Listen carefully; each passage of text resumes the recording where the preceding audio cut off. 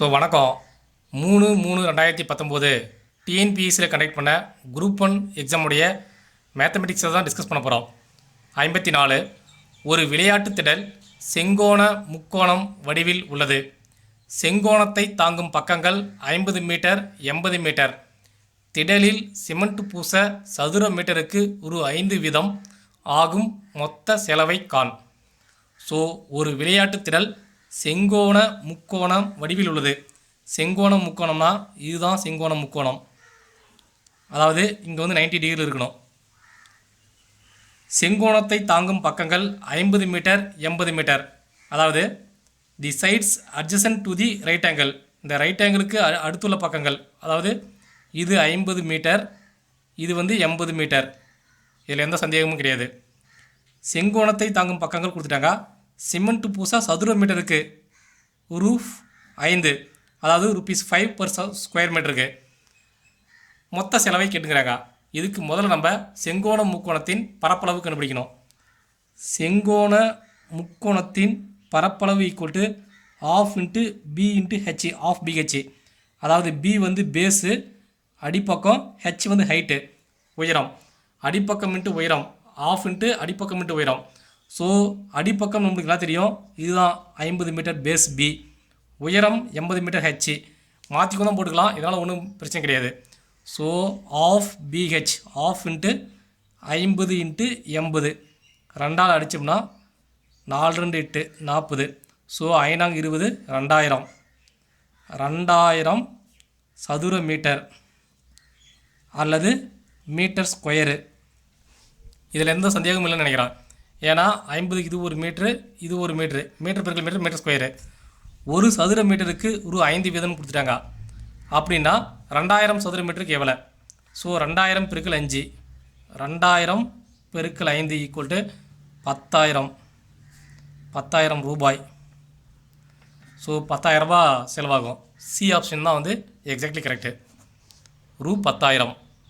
Next 55 5 எண்களின் சராசரி 180. 5 எண்களின் சராசரி 180ன்னு கொடுத்துட்டாங்க.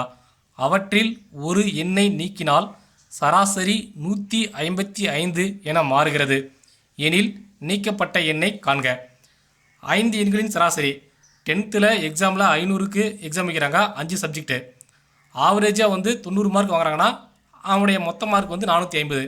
சராசரி 90. அதே மாதிரி தான் 5 எண்களின் சராசரி 180னா 5 பெருக்கல் 180ன்னு போட்டோம்னா எவ்வளோ வரும்? 5 பெருக்கல் 100 500, 5 40 900. ஓகேங்களா? மொத்தம் டோட்டல் வேல்யூ 900. ஒரு எண்ணை நீக்கினால், 5 எண்களில் ஒரு எண்ணை நீக்கினால் ரிமைனிங் வந்து மிச்சம் 4 எண்ணு தான் இருக்கும். 4 எண்ணோட சராசரி 155ன்னு கொடுத்துட்டாங்க. 4 பெருக்கல் 155. 4 பெருக்கல் 155 எவ்வளோ? 5 × 4 20க்கு 0 மிச்சம் 2, 5 20 2 22க்கு 2 மிச்சம் 2, 1 4 620 ஈக்குவல் டு 620. எனில் நீக்கப்பட்ட எண்ணை காண்க. எந்த எண்ணை நீக்கிக்கிறாங்கன்னா 5லேருந்து ஒரு எண்ணை நீக்கிட்டாங்க. அந்த நீக்கப்பட்ட வேல்யூ வந்து 900லேருந்து 620 கழிச்சா 0, 10ல் 2 போனால் 8, இங்கே 8 இருக்கும், 8ல் 6 போனால் 2, 280. பி ஆப்ஷன் வந்து correct, 280. Next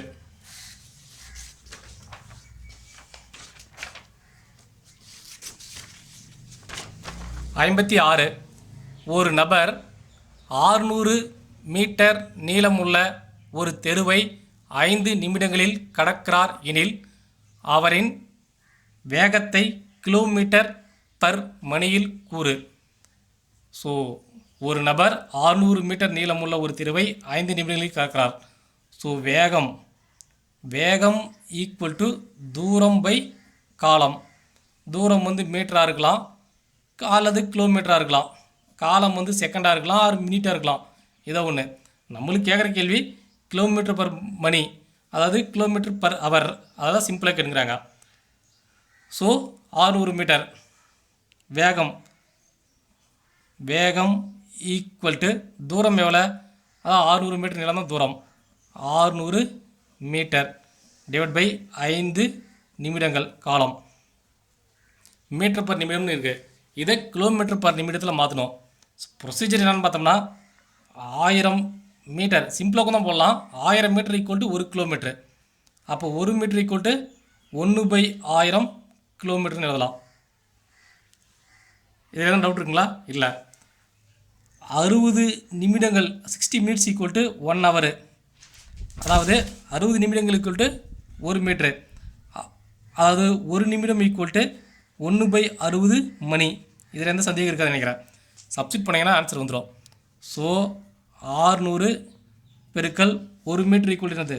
1 metre equal to 1/1000 kilometre. 1/1000 kilometre divide by 5 பெருக்கல் 1/60 மணி. இப்போ கிலோமீட்டர் பர் மணியில் யூனிட் வந்துருச்சு. நம்மளுக்கு கிலோமீட்டர் பர் மணியில் தான் கிடைக்கணும். இதை எப்படி எழுதலாம்னா 600 பெருக்கல் 60 டிவைட் பை 5 பெருக்கல் 1000 எழுதலாம். ஓகேங்களா? இந்த 3 சைபருக்கு 1 2 3 கேன்சல் ஆகிரும். 6 6 36/5. 1 5 5 7 5 35 மிச்சம் 1 10 ஆகும். 2 5 10. ஸோ 7.2 கிலோமீட்டர் பர் மணி வந்துடும். ஸோ 7.2 ஆன்சர் வந்து கரெக்டு. நெக்ஸ்ட்டு 57. ஒருவர் தனது பயண தூரத்தில் 2/1 பங்கை கோச்சு வண்டியிலும் 17/2 22 பங்கை ரயில் வண்டியிலும் மீதமுள்ள 1 கிலோமீட்டரை நடந்தும் கடக்கிறார் எனில் பயண தூரம் என்ன? ஸோ ஃபஸ்ட்டு வந்து கோச்சில் ட்ராவல் பண்ணுறாரு, ஜேர்ன் பை கோச்சு. அடுத்துட்டு வந்து ரயிலில், அதுக்கப்புறம் வாக்கிங் நடந்து போகிறாரு. அவரை கடக்கிற தூரம் வந்து எக்ஸ்ன்னு வச்சுக்கோங்க.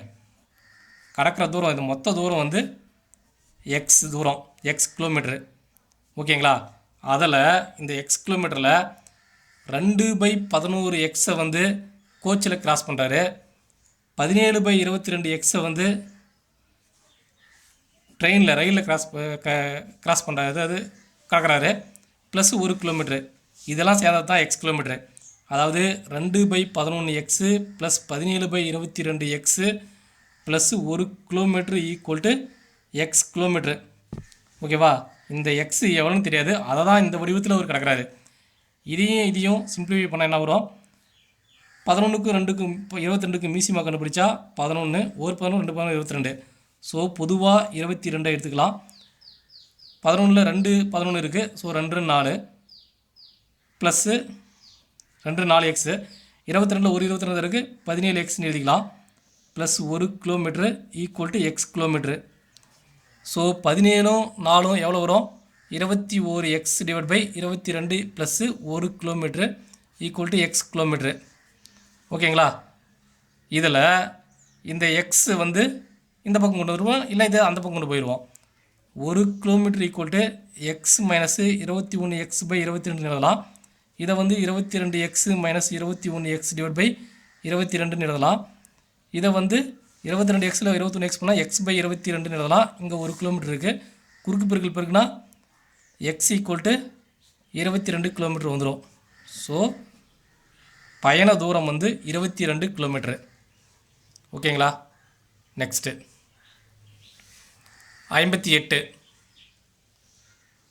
ஒரு சுமை ஊர்தியிலிருந்து சுமையை இறக்க ஏதுவாக 30 டிகிரி ஏற்ற கோணத்தில் ஒரு சாய்வு தளம் உள்ளது.